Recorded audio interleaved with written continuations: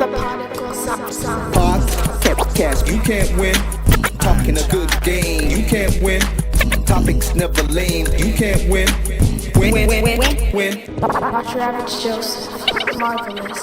It's ridiculously funny, but funny. Welcome back to the best no judgment zone space in the world, because neither one of us have any law degrees. I am Marvelous. And I'm not being held hostage, Joseph.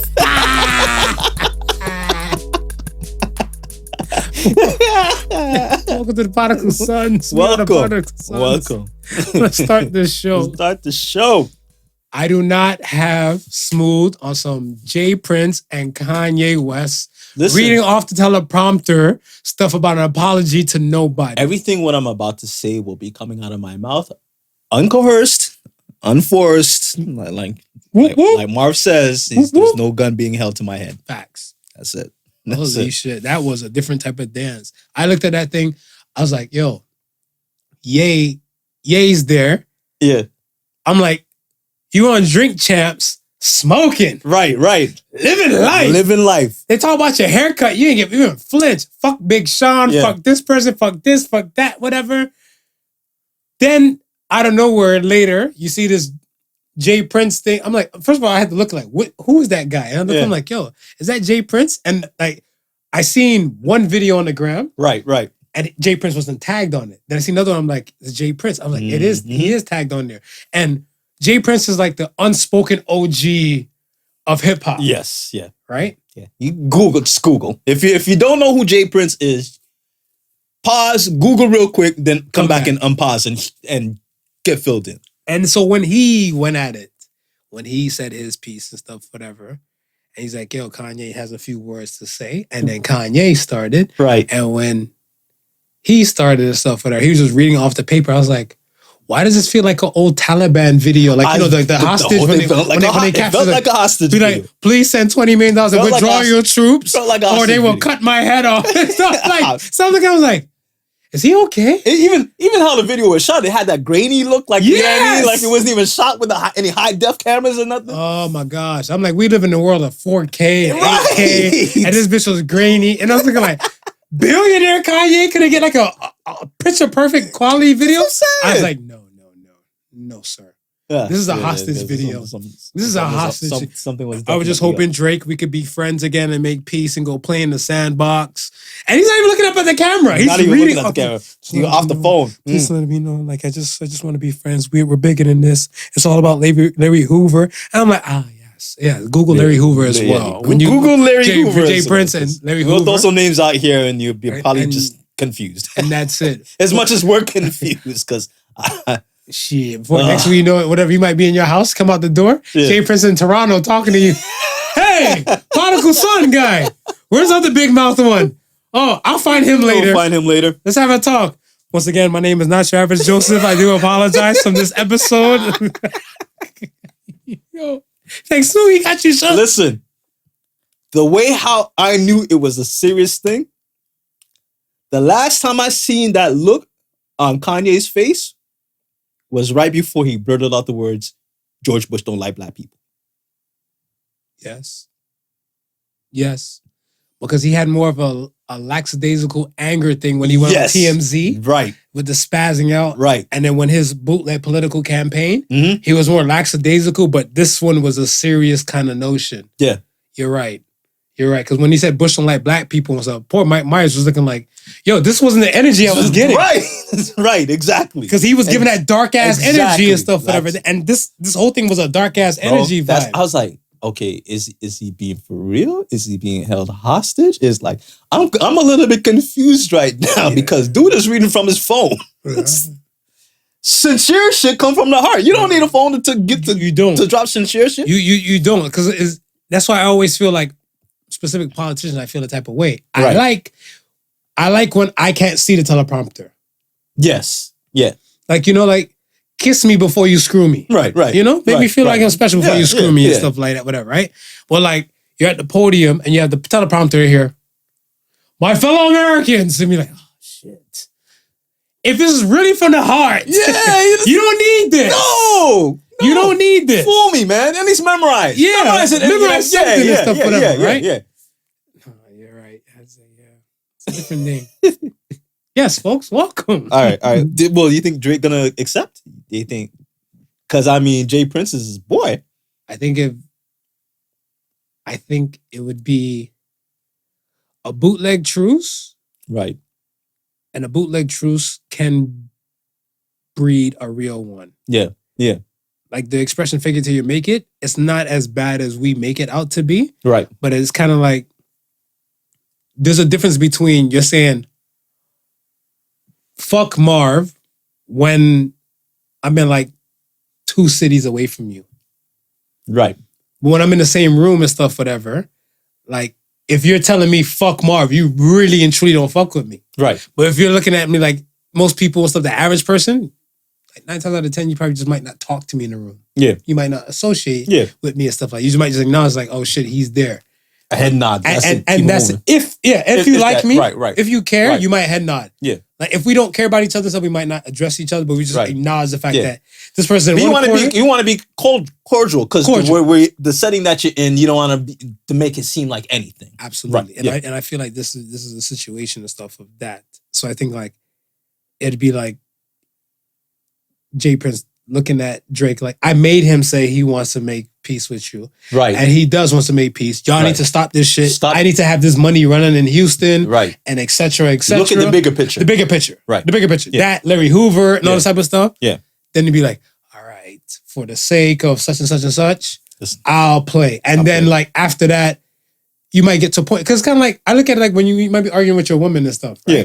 You might be arguing with your woman for one type of situation. Right. And then you realize and stuff like, all right, she wasn't talking to you at first. Now you guys are in a conversation and stuff, but you're having a conversation about some other shit, unpackaging some stuff, and then you're looking like, yeah, we're better than this. Yeah. So like the fake truce will kind of breed a real one. Yeah. Not all the time, but Not all the time. a but good I portion mean, of the yeah. time. Because that's why I like Donald J. Trump. Because Trump is like, yo, I didn't fuck with Colin Powell when he was alive. I'm Yeah. not gonna fuck with him when he's dead.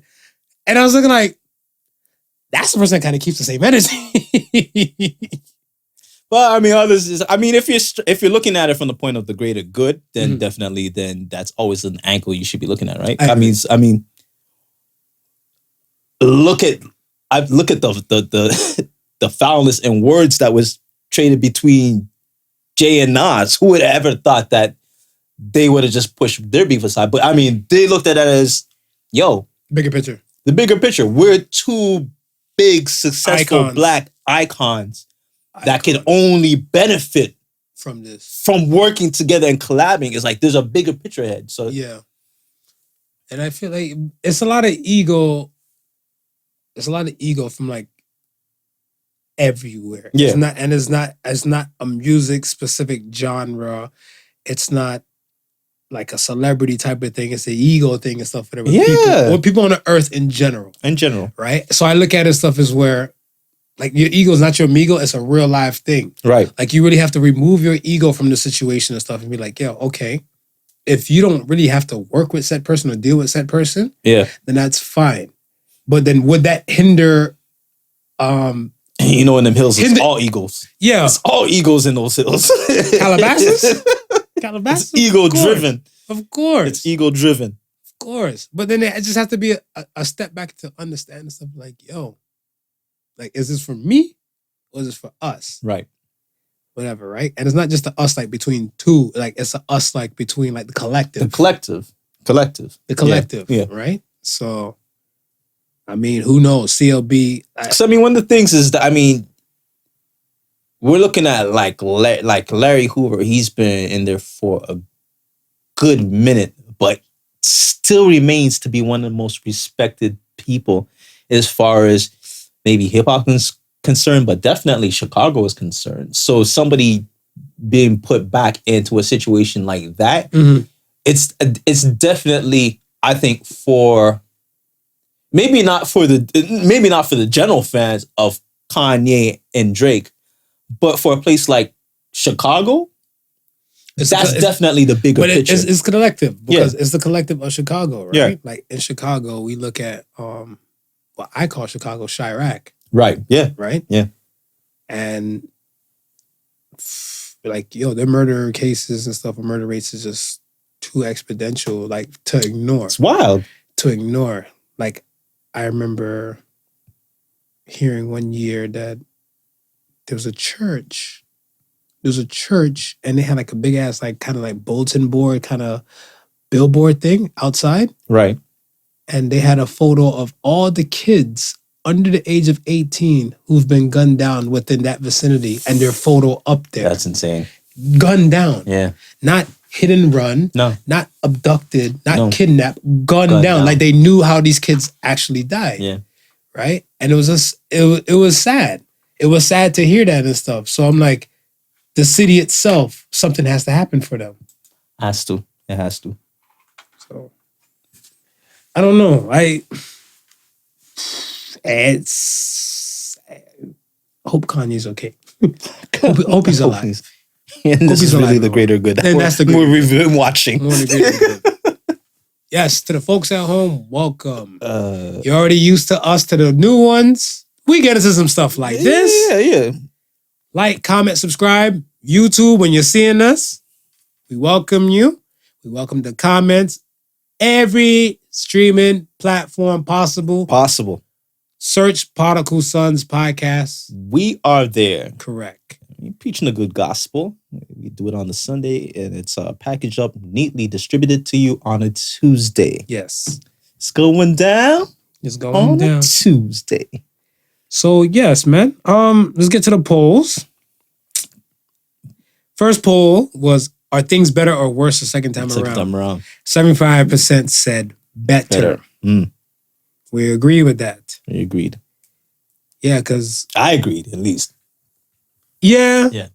No, because you did say it from like last week and stuff, and I agreed. I agreed to it and stuff to some extent, but I looked at it. But we were saying it depends on this. Obviously, depends on the situation. Yeah. It depends on the situation, but I feel like a lot of times, the second time you have more knowledge. Right. More knowledge than the first. Yeah. So, like, if a person was you to be with a person, you didn't know they were a cheater. Yeah. You found out they were a cheater and stuff now, and then you say, all right, you're gonna give this relationship a shot. You have to look at it like, now you have the knowledge and stuff, whatever. Now it's up to you to figure out, or them to tell you, why I cheated was because of such and such and such. Right. You didn't have that knowledge the first time around. Right. Now you have this knowledge the second time around. Yeah. Do you be better with it, or do you be bitter with it? Right? It's true. So I feel the 75%, they were onto something and stuff. So well done. The second poll. Would you be a side piece for $1,000 per week? And 63% said, hell yeah. Yeah. Cut the check. Show me the money. Cut the check. I'm okay. Here's my thing. I'm not shitting on nobody and stuff, whatever, with morals and all the above and everything like that. Right. But $1,000 a week. Yeah. Equates to, there's 4 weeks in a month. So that's $4,000 a month. 4,000. That's 48,000 a year. We do not know how long this person would say they're going to keep giving you this money. You don't. Now, if this is going for a full year, yeah, that's 52 racks, right? It's 52 weeks in a year, right? Yeah. That's $52,000. Some people don't even make $52,000. No, they don't. Count your fucking blessings. Somebody wants to throw you an offer like that. Now, if you're looking at you're taking a more high ground. Now, if you're in a relationship, right, I suggest you choose your relationship. Now, if you're single and ain't doing shit, I don't think you're made to be a millionaire. No. If opportunity's knocking, why are you not answering? Yeah, at some point you just gotta. You gotta just pull your morals outside of you and then beat the shit out of your morals. I am single like a dollar, right? Beat the shit out of your morals. I am single, and I look at it and stuff like, yo, somebody came with an offer right now. Yeah. Like, I like you, Marv. You got this little humor, joke, little nonsense about you, this little midget Idris thing. I don't need you as a man. I don't need you as a main. I don't need you as the main. Just need you as side. Yeah. And I was like, oh, but I want to be. She's like, no. $1,000 a week. Sign me up. Sign me up. When I see the people like, no, that's not what I stand for. No. I was like, are you high? Bath salts? Yeah, it's the bath salts. It's bath salts. And I'm not shitting on them. Like, your answer is your answer, stuff, whatever. I just look at it stuff as that. weigh out your pros and cons and stuff with her about the situation. Because I know people are side pieces with $0.0 coming their way. But you know what the funny thing is? People listen and say, come on, folks, listen. You gotta have that open mind. We say side piece, and people think they automatically are doing the most being that side piece. What if it's an 80-year-old billionaire who can't get it up? He just wants the company. Companionship. He just wants the companionship. I seen a meme like that. This shit was funny as hell. It said something about, I pray for all the people who are looking for sugar daddies. Yeah. That don't want no sugar. That's the sugar daddy. Yeah, that's the sugar daddy to look out for. Because that's the one you want. Because if I'm a sugar daddy, run it. Mm-hmm. Run it. Mm-hmm. Be like, oh, your Viagra pills ran out, whatever. And be like, just drop it on my face. Like, yo, just drop the cooch on my forehead. Just put the labia lips right here. My mind already knows right what here. it is. At least I know pussy's on my mind. Just put the labia right here. And just call it a day. Because I'm sorry. Like, yeah, most sugar daddies or most sugar mamas want sugar. Yeah. So if you get those opportunities up where they don't want sugar, but they still want to bless you with the money. Yo, oh, come on. Come on. Yo, act right, man. Act like you got some sense. Yo. Go get that money. Let's talk this week. Let's start with AstroWorld. Let's talk about AstroWorld. Yes, everybody's talking about AstroWorld, but let's weigh in and stuff on condolences to the friends, families of the victims. Condolences. My sincerest condolences, thoughts, and prayers to the 9 now individuals. Right. At the time, it was 8 on scene. 1 passed. A young lady passed. Is the youngest? I heard the youngest was 10. Yeah, that's still there. Still there. Okay. Still there. No, this young lady was, I think, 22 or 23. So yeah, it was, our condolences and stuff from this side over there. It was rough. It was rough to look at and stuff. But I don't agree with the media coming after Travis Scott and the world coming after Travis Scott and stuff like that. Because from my side, right. So let me speak from my world.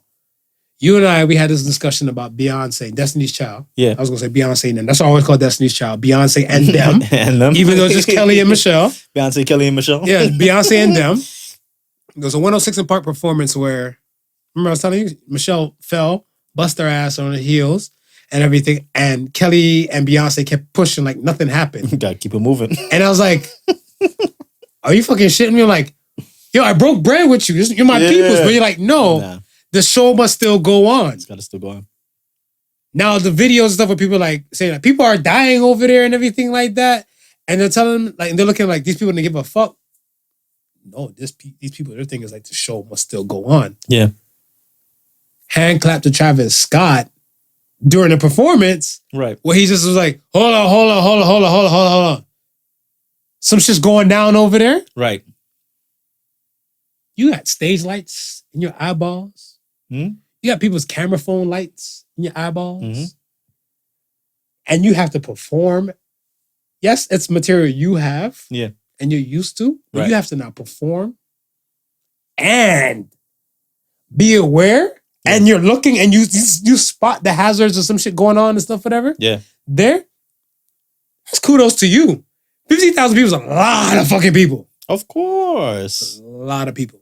Of course. And there's so much, I mean, we sit down on the outside looking in, but there's so much dynamics you got to think of from Travis Scott's point of view. Yes. Right?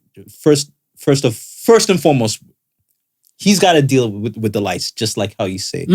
A lot of times when you go to shows and the performer comes out or the artist comes out, and sometimes the first things they might tell you is dim the lights because I can't see the audience. Right. Right? So there's the lights that you got to deal with, right? You're at a show and and this is not a typical show. We're not talking about these guys are in like this is a festival. Hall. This is a festival. This is a wide open park. 50,000 plus people. And he's that kind of guy that has like ragers. Right. They call themselves ragers. Yeah. So you can expect something to happen. Pushing and shoving. It's not a Celine Dion concert. It's not. Right? It's not a Celine Dion concert. So while you're watching all these things happen, you have to make that. You have to now in your head make that decision. Is that serious or is it not serious? Mm-hmm. Do I stop my performance for these 10 or 15 people over here? When you still have When 49,000. 49,000 plus over here to entertain? Like a lot of things has to play in your mind as an entertainer.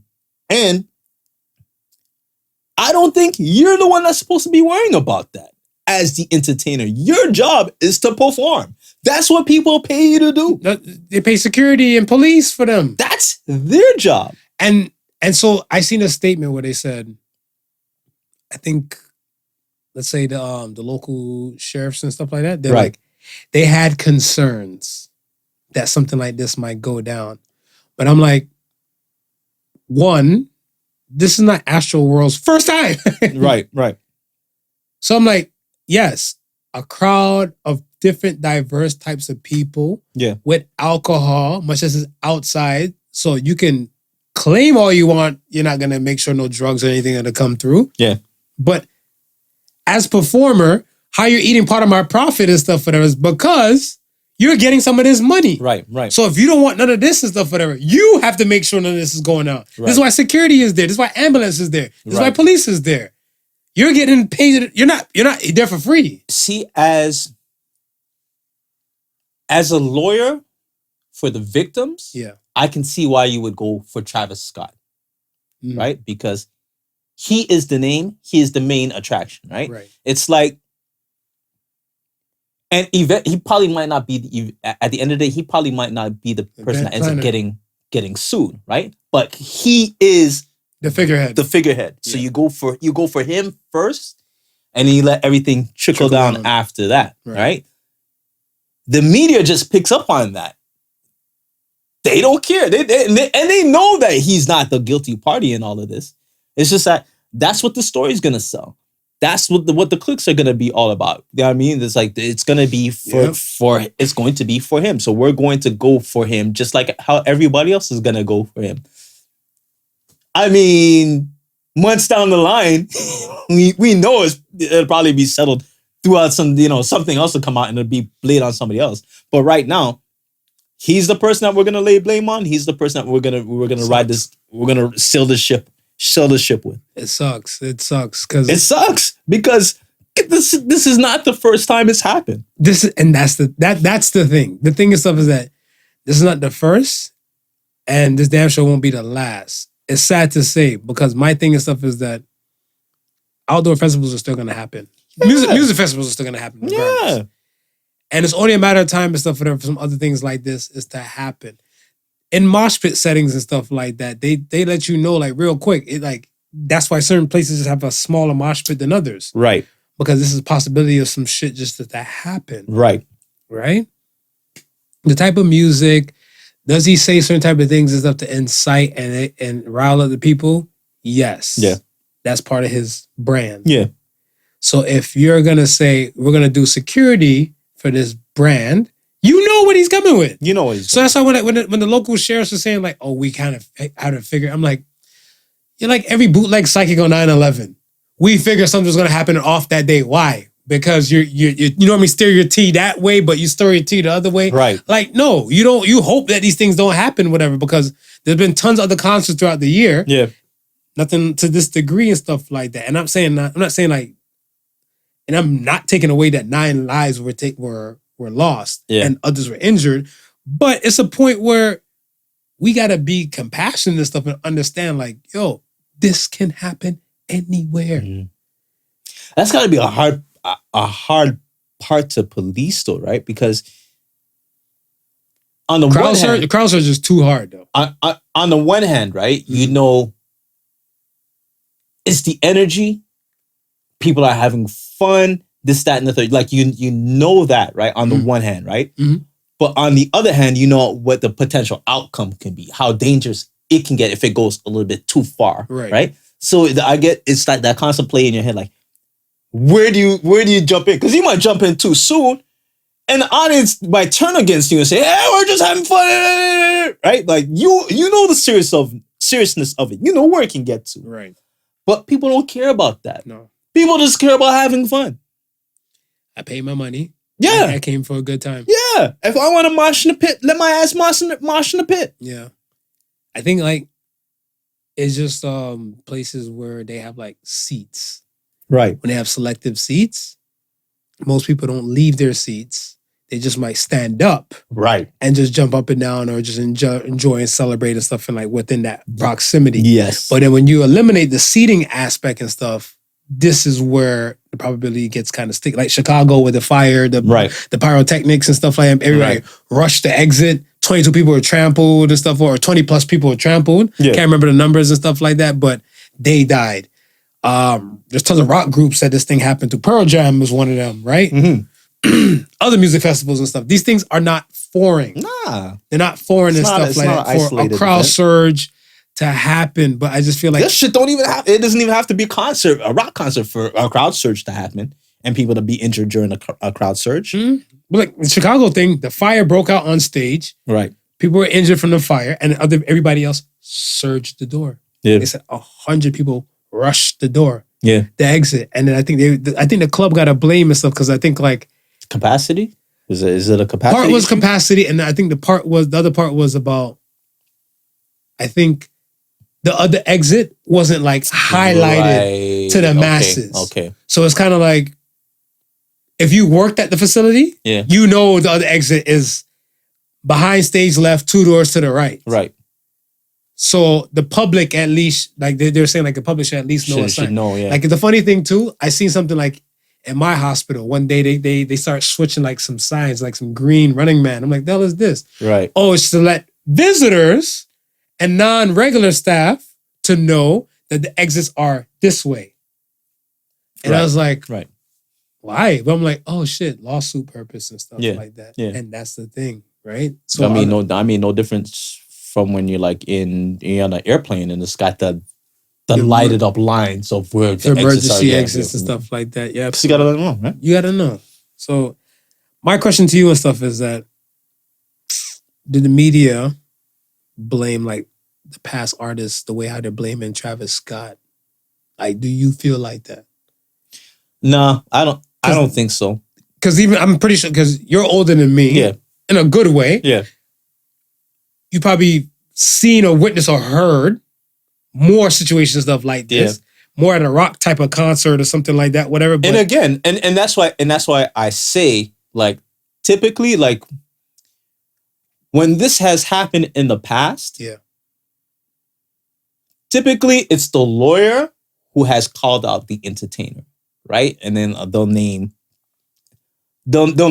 everybody else who they believe is involved, but they actually probably name the person who they know is involved. But because the performer is the high profile, they're also going to drag them into the lawsuit as well, right? It's just like at the end of the day, my son or my daughter did not go to see the security. They didn't go to see the show organizer. No, they went to go see whoever the biller was. Yeah. But yeah, it's weird because I've never seen so much attention being focused on that. But it's the times we live in because at one point, because I think even Drake is in the lawsuit. Because he was It's like, dude, if you're going to put Drake on the lawsuit, then my argument would be is you got to put every other performer that was there performing in the lawsuit. They want the money. So they want the money. And then you can never run short from people running for the coins. Oh, no, you can't. But you can't. It just has to make sense. No, but you know what? This is law, though. It doesn't even have to make sense. This is law. It doesn't have to make sense. It's up to Drake's lawyer now to say, "No, you kidding me? That's bullshit. This is it. He's out of the suit." It's up to all those other parties to say, "Okay, no, we this is frivolous." And this is the trickle down thing you're talking about. Right. So this is frivolous. Like, no, this won't stick to me. Yeah. It won't stick to this person. Yeah. But the police officers that time. Then we'll get to who it really the charges who really is supposed to get. I see. You're right. I never looked at it at that lens. Right. You look at it at that lens, you're absolutely right. Yeah. It makes sense to just aim for the top. Because either or and stuff, whatever, you have to bypass the bottom feeders and stuff to get to the top. You gotta get to the top. And the top will tell you like, no, you have to work your way back down. And think about if the top can't excuse themselves. Ooh. That's a payday, man. That's a payday, bro. If the top can't excuse themselves, then they're If they can't excuse themselves from that liability, they're screwed. Yeah. Yeah, they are. Shit. So you want the money from the bottom feeders, or do you want the money from the top? You gotta shoot top. Top. You're gonna shoot top. If it trickles down, okay. Oh well, it trickles down. At least you tried. Yeah, at least you tried. Yeah. You're not gonna start at the bottom and never know what you could have had at the top. I sue Travis Scott. I can walk away with possibly $3 million. Right. But if I go for the bottom feeders and stuff, the most I could probably get is maybe like $50K. Right. $3 million. $50K. Ain't nobody. Other times, remember you were screaming, 50K. 50K. Not this time. Not this time. 3 mil. 3 mil. Tell me how you feel. 3 mil. Yeah. And then if you get the 50K, then, well, okay. All right. Okay. 50K. Okay. 50K. Okay. Yeah. Yeah, especially. And you know, in this day and age now more than ever, that's probably what the game. We know the come up game. The come up game is strong now. The game is real, man. It's strong now, man. Yes, sir. Before, when people would used to have a slight little tiny bit of conscience about it, nobody have no conscience about the come up game now. Yes. Thoughts and prayers. Thoughts and prayers, man. And hopefully, hopefully, Travis, you got a good lawyer. Pull your shit out of this. Yeah, they some people are pulling away from him. Yeah, like obviously sponsorships and stuff like that because they don't want to attach to himself to the name and stuff like that. But I'm like, it's not the individual. Like this is a different situation. Like saying like, I mean to call out no names, but like Chris Breeze, he putting his hands on Rihanna. Yeah, that's physically Chris Brown. It wasn't somebody holding Chris Brown's arm. It's like right. It's not Travis Scott pushing these people over, watching these people get trampled. Yeah. Like, it's just the circumstance and it's a billing thing and stuff. So it is. And even the sponsorships know that, right? But at the same time, they're just saying, hey, Travis, it is the optics are bad. We're going to have to pull back, give it a few months. We'll come back. It is what it is. Shit, McDonald's might not give him another burger deal. You might not get another burger deal, or they might give him a burger deal like they probably be like Halloween, the Travis Scott Undead Burger. You know, I'm fucked. Yeah, you fucked. Thoughts and prayers to everyone. Are you going to a Travis Scott concert in the future, or are you going to a Brass Against? Where you get stage for lead singers pissing on your face. Wow. Which one are you going to, Swoon? I don't know. I feel like I might pass with my dignity at a Travis Scott. Who knew showers could be so golden at a concert? Yo, so let's talk. Okay, so the folks at home. Yeah. In Daytona, Florida, there's a rock group. Sorry, they call themselves Horny Punk Metal. Is that okay? Wait, is that what they call themselves, or is that a genre? Is that a genre? That's a genre. That's a genre. That's a genre. Okay. They call themselves Brass Against. Okay, well then. So they do a good push of covers and everything. Like they got some old. Well, I mean, it make a little bit more sense to me now. It makes more sense because now that the horny has been introduced. The horny is there. Right. Like the horny is there. Okay. I shit you not. Like if we go, let's go on Brass. Let's do this because I was Brass Against. Yeah. All right. What does that say? This is their Instagram page. Right. Music, band, Horny Metal. Marv did not do it. If you go on Brass Instagram, it will say Horny Metal. Actually, before we go any further, do a quick Google search on Horny Metal. See if there's any other bands that pop up. Because if this is a genre, if this is an actual genre.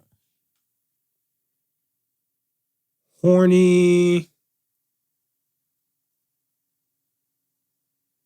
metal music groups.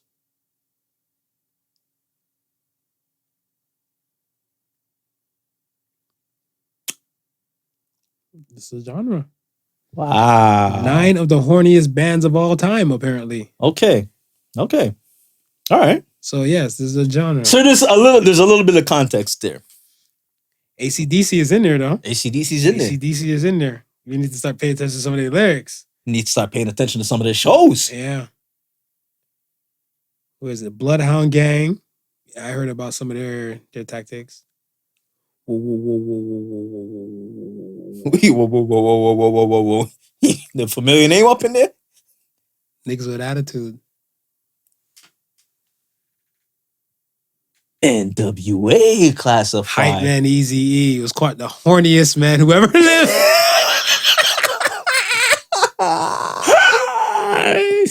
Yikes! Sounded more like niggas with appetites. Yeah.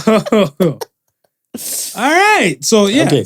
All right. Okay. So back. Let's go. All right. Because we got the context happening. The brass at the situation and stuff at the Rockville. That's what the place that they performed at and stuff, right? It's called Rockville. Yeah.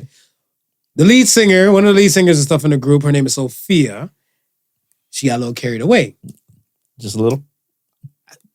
She got a lot carried away. Brought a person from a fan. Yeah. From the audience. Which is not out of the ordinary. It's not normal. Not out of the ordinary. There's people that Enrique Iglesias brings fans out to come kiss them and everything like that. It's normal. Normal. She's like, you want me to piss on your head? I was like, wait, what? Wait, huh? Yeah. She, I'm going to piss on his head. And she legit pulled down pants and panties. Pants and panties. And the guy was underneath her. Mm-hmm. And she unloaded. And it wasn't a cup full. This was like a... Yeah. I feel like a liter bottle. Like she probably really needed to use the washroom and this was her excuse. This is her out. This is her escape. This is her... Folks, when I tell you she unloaded... Right. She literally unloaded. So the group itself, whatever, they post something on their thing on their page 2 days ago from because it happened on Friday. Yeah. We had a great time in Daytona last night. I'm sure you did. At Welcome to the Rockville. Mm. Sophia got carried away. That is not something the rest of us expected, and it's not something you'll see again at the Brass Against shows. Thanks for bringing it last night, Daytona. Sophia was reprimanded. She was reprimanded. She was reprimanded. They're looking like, we're not the R. Kelly crew. The R. Shelly crew. The R. Shellys. The R. Shellys. Yo. I looked at, first and foremost, okay, so when I was looking at the whole thing, right, I said to myself, like, 2 things came to mind. Okay. First thing, I would love to interview that guy. I would love to interview him. Yeah. I would love to have that guy on the podcast and just the thoughts. Because this is you paid your money for this group. Right. So that means you fuck with this group. Yeah. So everything pertaining to like the group that this group does, you're doing it for the love. Right. Now, if Golden Shower's in your realm, like I want to know, like, is Golden Shower in his realm or is it not in his realm? Well, see, and that's why I said I'm glad that you mentioned the horny metal, because that provides a little bit of context. Like going on stage, you don't know what to expect, right? You could get a kiss, you could get a hug, you could get sung to, you could get whatever could happen to you. You might perform too. Like Kendrick, when Kendrick brought the white girl, right? And she said nigger. She said nigger, yeah. And you're like, oh yeah. Hard ER, hard ER. But you don't know what's ever going to go on. Correct. So my question is, did you go on stage hoping that something horny would happen? Yes. She's a looker. Yeah. She's a looker. Yeah. I'm not for anybody pissing on me though. Yeah, the most you might get from pee wise and stuff like that is if I'm in the shower with a woman and she pee and then I might graze my foot. Right. That's just about it. I'm not about to say, line me up. Jellyfish. On the beach, jellyfish sting me. Line me up. Go ahead. But I was like, nah. So that's it. I would love to interview the guy. My other question and stuff that came to my mind was like, if she was a he, so if it wasn't Sophia, if it was a guy named Scott pissing on a female fan, are we canceling the ban? That's a good question. That's a really good question. Does the ban get charged for indecency? Right. Because you might not necessarily, because I don't know if you can charge the ban if the fan in this similar case, enjoyed what happened. But okay. But you might still be able to charge the band for indecency, though. You still can charge the band for indecency, but I still feel like everybody will still ridicule and go after like the whole band itself. Right. Because they'll look at stuff like the same thing. They made a statement to kind of exclude Sofia of like, yo, this is not us. No, this is a collective thing. We're absolving ourselves. Yeah, it's not a collective thing. That was all Sofia shit. You want beef? Go to Sophia's page. Bring your shit to her. That's why they it was a post. Yeah, they made sure they're like, yo, it's not a collective thing and stuff. But it's like, sometimes we joke, we jest, whatever. Yeah. The thoughts of Marv do not reflect the whole podcast. Right. Because we'll replace Marv with someone else who cares about the fucking Podical Son's thoughts. And I'm like, yo, and I get it. Yeah. I absolutely get it. But I just feel like, yo, I get it too. I just feel like if it was a man, he look at the woman, he's like, you want me to piss on you? And she's like, yeah. And she opened up her mouth. Right. And he just aimed and he just peed and she just, same way the guy, he was taking a shower like a champ. He's like, I thought it was a Pert Plus commercial. And I thought it was, he was like that, And then after she was done, he's like, yeah! Like, he punched the sky. He punched the sky. You know life is good when you punch in the sky. Yeah, no. Life is good. Congratulations, you won the lotto. Yeah! Punch the sky. That's the ultimate celebration right there. Ultimate celebration. So I'm looking like, my man celebrated and stuff. So I'm like, yo, if said woman took the pee in her mouth, and then they're like, what is that? I feel like there's a wrestler that used to do that. I think Triple H. Just be spitting shit in the air. He's just doing all of this shit. Doing the Maid of the Mist? Yeah, like, and the guy did all the Maid of the Mist shit, and I'm looking like, wow. I was like, yo, if a chick was to catch the pee in her mouth and do that shit and spit it up, whatever, I guarantee you and stuff for that. They're looking like so misogynistic. This is so fucked up. Men think that they can do anything they can do with the woman. There's gotta be a way that we can pin this on him. Yes. There's gotta be a way. Yes. And there's gotta be a way. And they'll talk to her. They'll probably talk to her for a good 3 days straight. To break her down. You really didn't want interrogation shit. Right. Interrogation tactics and stuff. Be like, why am I here? I fucking love that he pee. Did you really love when he pee on you? Did you really love? Do you really love? Right. You like when people piss you off, and you look like, no. You second guess every damn thing. Be like, I was a victim. It's okay. We'll put them onto the bed. Was it the pee that you wanted or the attention? A little bit of both. He's going down. Golden showers and what is it? What do they call it? Water play? Yeah. That ain't water. No, that ain't water. No. That's urea. That's urea. That went through your system. That's urea. So, salute to those. Salute, man. Yeah, I wasn't a fan of that, but I was just wondering and stuff for them. Like, yo, could it work on the other way?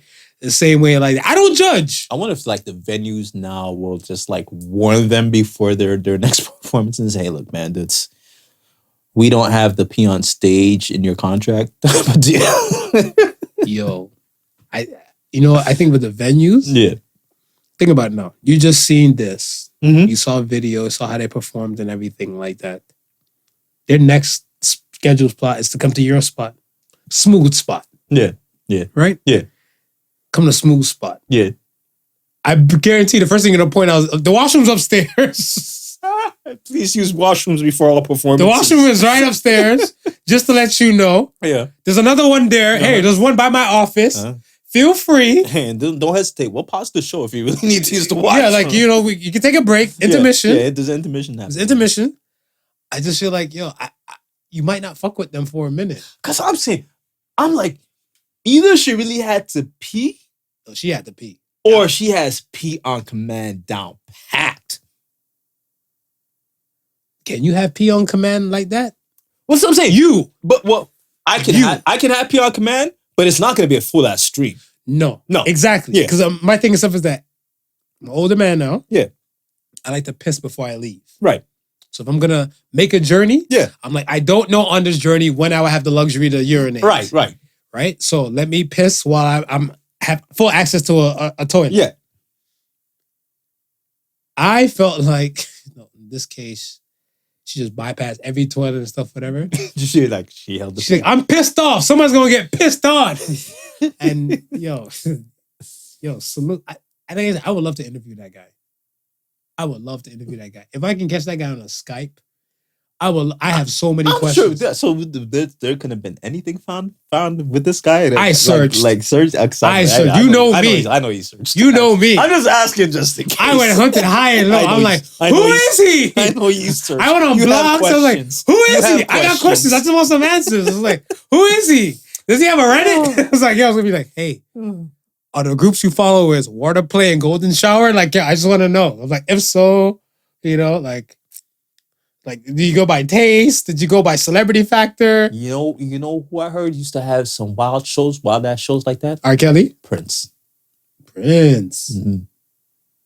What did he do at the shows? Prince. I hear Prince, Apollonia 6, and Sheila E. I even heard. Like back in the day when I was growing up, I heard you couldn't go. Wait. I heard you couldn't go to those concerts. Those concerts was like X-rated concerts. Really? Mm-hmm. I mean, could have been an urban myth, but when I was growing up, there's certain concerts that you heard about that, you had to be of age to be at those shows, bro. And Prince, I could see being one of them, because Prince used to walk around with assless chaps on. Right. And I don't doubt that. I feel like certain type of standards and stuff just kind of went down, because remember when Two Live Crew.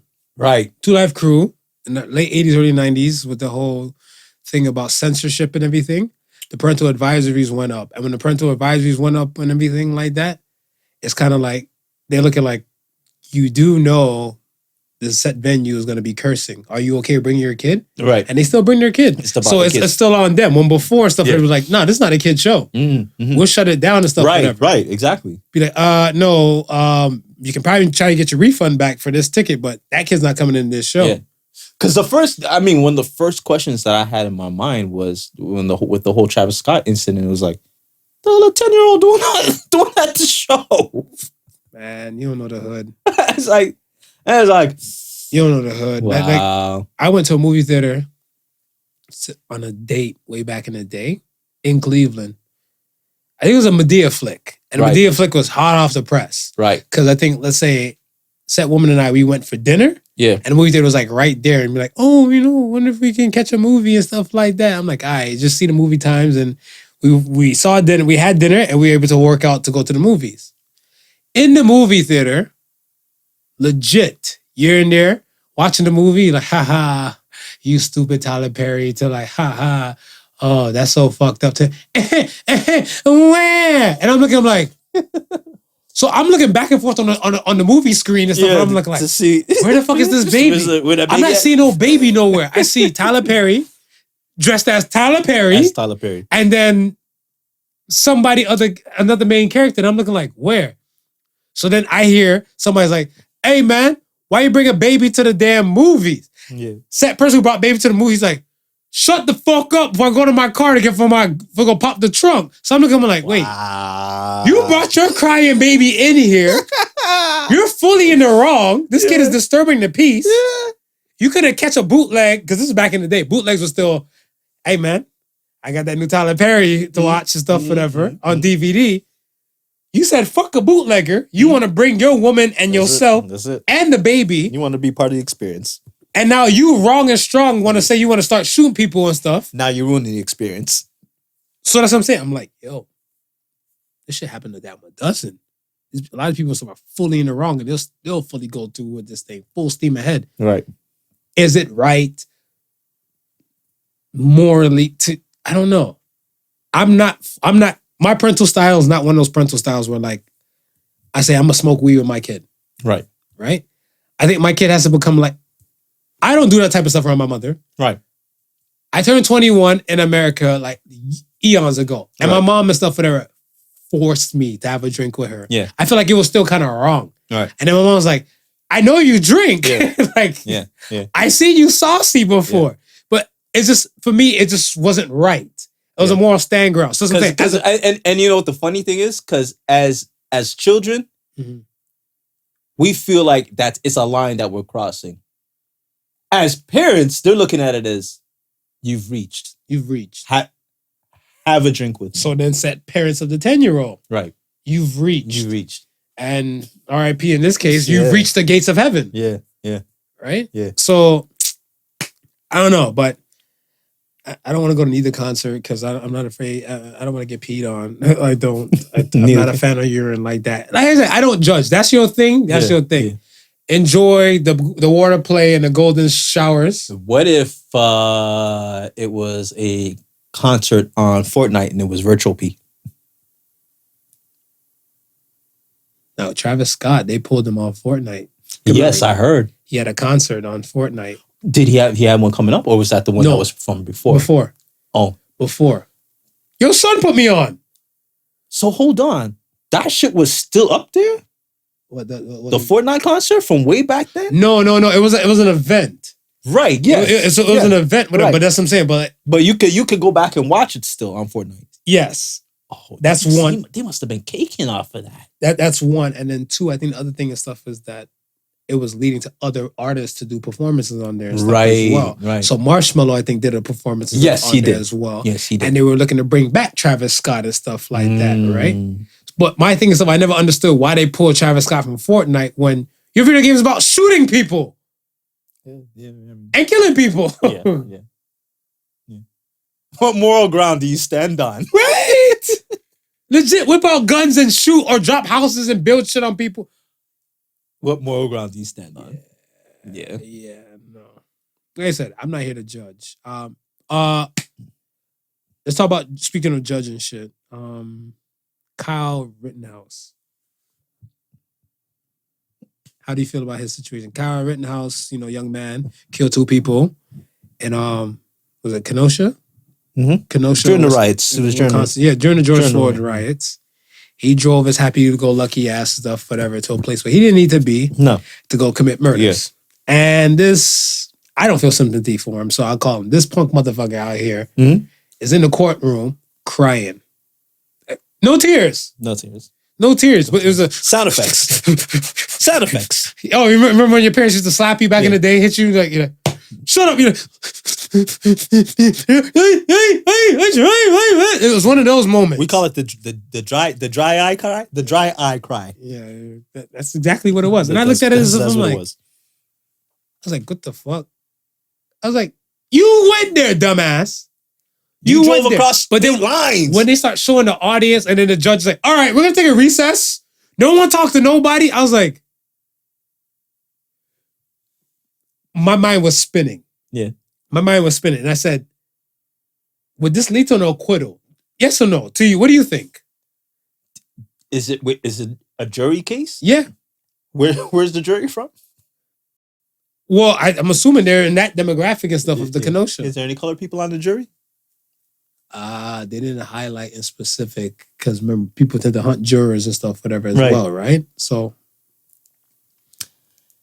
it's gonna depend on the jury pool, and I'm sorry, man. If it's not diversive, I think he can get an acquittal. That's bullshit. I think he can get an acquittal. So I think someone even posted, one of the posts that I seen is something in effect to how it's easy for a dude to get off on something like this when the judge is a member of the Klan, or when the judge looks like a Klansman. Oh my gosh. Now, mind you, I have not seen the judge in the case. No, he's an older white guy. He's an older white dude? But I don't think he's Klan. You don't think he's Klan? I don't know. We don't know, right? I don't know, but that's what I'm saying. Because people might see me and think I'm part of the Black Panther Party. Like, you don't know. You don't know. Know. He could be, but nobody knows. Part of the Black Pussy Party. I mean, it's different kind of cat. It's different type of cat. Different kind of cat, but I mean... Purr the same. He called me Big Purr. Make that pussy purr, I don't know. I was upset when I seen that. And when they panned around the audience and stuff like, because this was live. Yeah. I seen it later that day and that evening on the news. And I was like, why? I was like, no, they would get this thing an acquittal. And I was like, what pissed me off is because I was like, if we're going by just the case. Yes. Just the case. Young kid left home, drove across state lines to be in a place he doesn't want to be, to carry a weapon, right, and it's a fire and kill people. That is just open shut by itself. Yeah. So my thing and stuff is now, I'm looking like, this is where I gotta drop the R word. This is where racism comes in heavy. Mm-hmm. Because I look at it stuff as that now, if we're treating one case like this, we should treat all cases like this. All of them. All cases like this. Same thing with the father we were talking about and stuff, whatever. Right. Before. Your daughter's alleged boyfriend claims he loves her, doesn't love her, takes her from you, puts her in a sex ring, has her whored out. You're looking for her for 11 months. Yeah. You find your daughter now, and you think this, and so now you want retribution. It's not even like boyfriend had a conscience and came to you, and that's how you found your daughter. Yeah. It's not even, yeah. Not even like, yo, my bad, I tried to whore your daughter out for a month. We didn't make that much money from her. This is the location where she is or something like that. Go get her. Yeah. You had to put the work in and find your own child. Right. And this guy's not free. They said, murder is murder. Okay, murder is murder. Murder is murder. He took one life, this kid took two. Yeah. I was like, no, this is straight racism.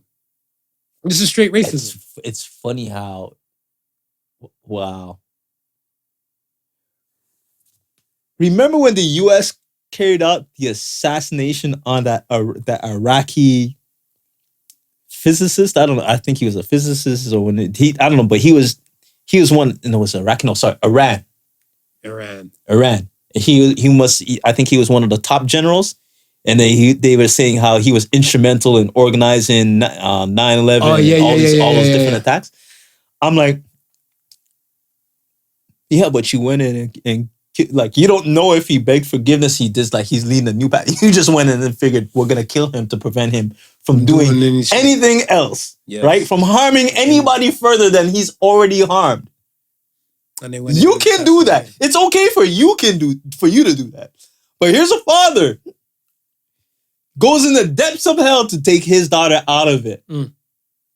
And confronts the devil himself. Preach. Hallelujah. Slays the devil himself. Hallelujah. And you want to lock him up for the rest of his life. That ain't right, dear Lord. Just take my. I need something to find myself like the old ladies in church. This is the U.S. Like, this is crazy, man. This is America. This is America.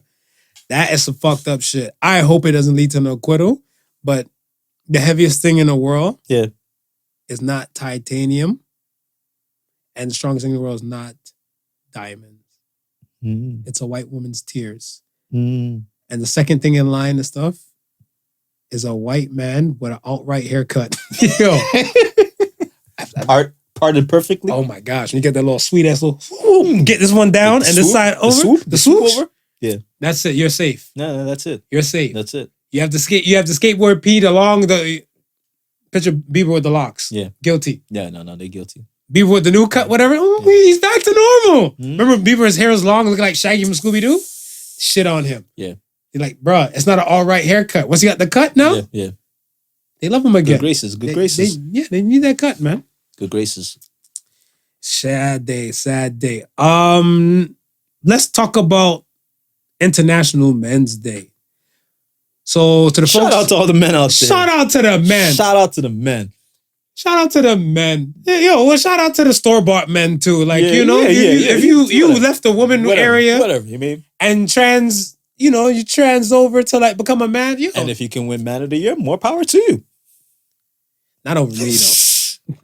that thoughts are reflected on his side of the podcast, not me. Yo, I'm a better man. I've been a man longer than you. That's all I gotta say. I don't know, man. I don't know if that counts, man. I seen a non-woman win a Woman of the Year.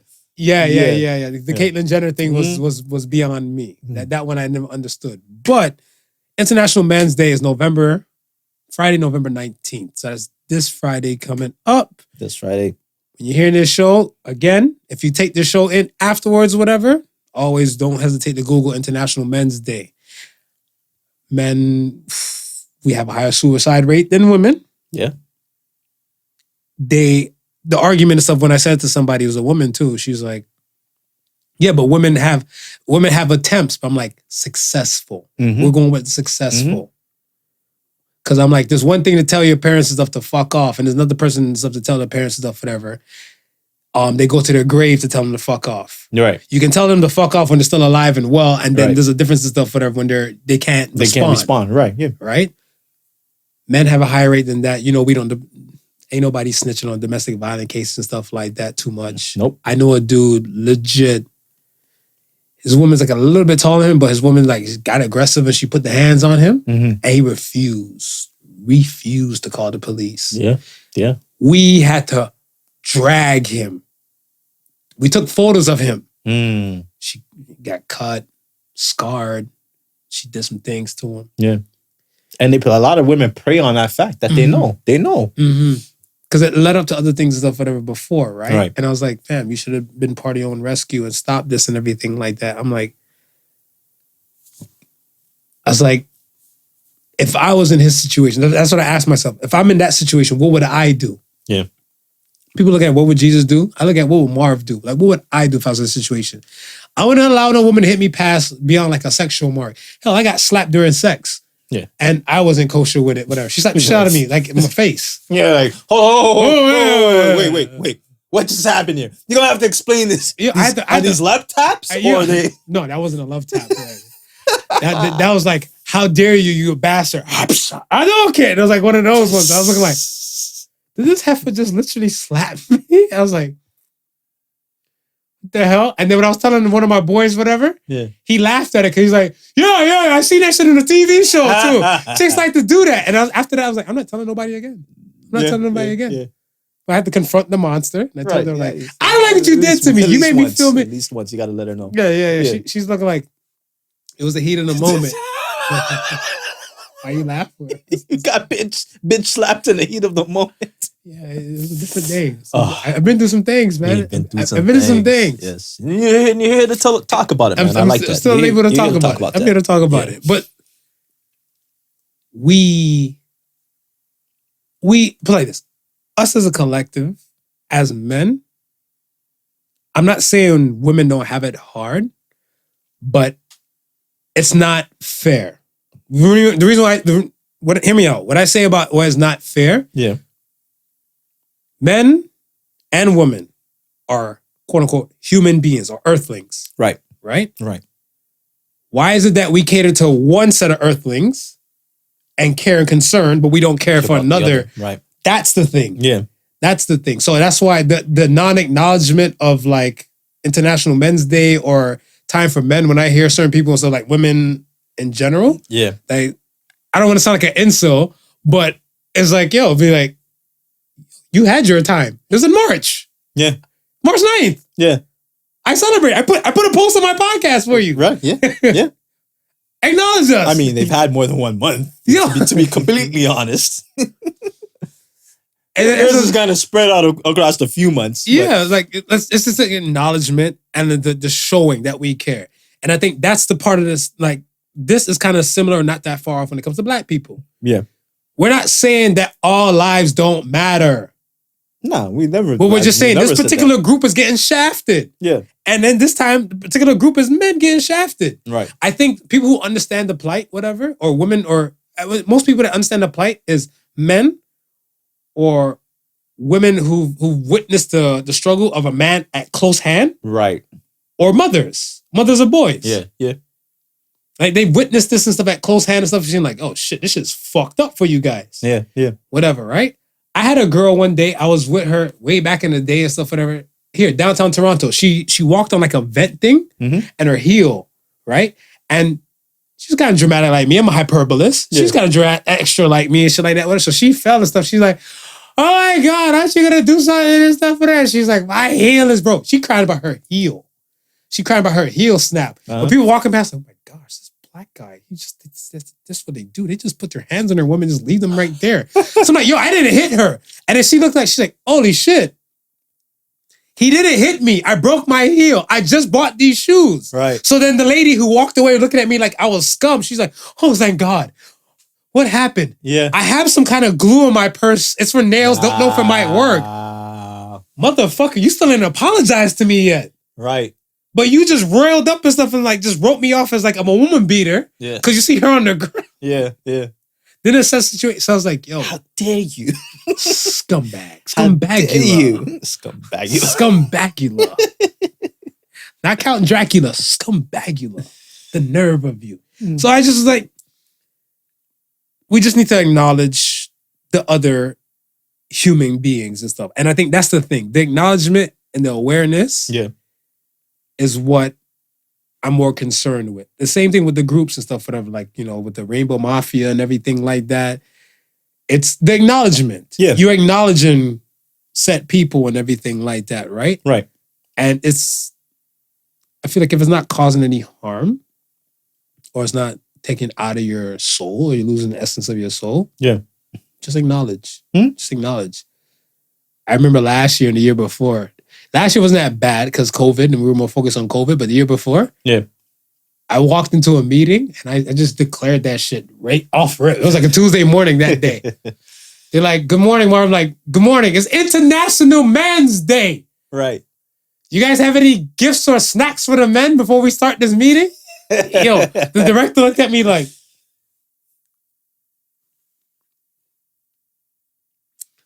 Happy International Men's Day, mother. And to the other men in this room, right? I was like, shame. Shame. So then after that, what was dope though, whatever, it was that the women in charge in the room, they're like, oh shit. So they decided to buy us lunch that day. Right. So I'm getting ready to go heat up my lunch with everything like that, whatever that day. I get to the microwave. Whoa. We ordered food for the men that were at that meeting earlier today. You were one of them. I'm like, I will put this bitch back up in the fridge. Bless your heart. Bless your heart. It's the acknowledgement. Yeah. Just the acknowledgement. Now, in today's world, do you feel that it's a man's world or it's a woman's world?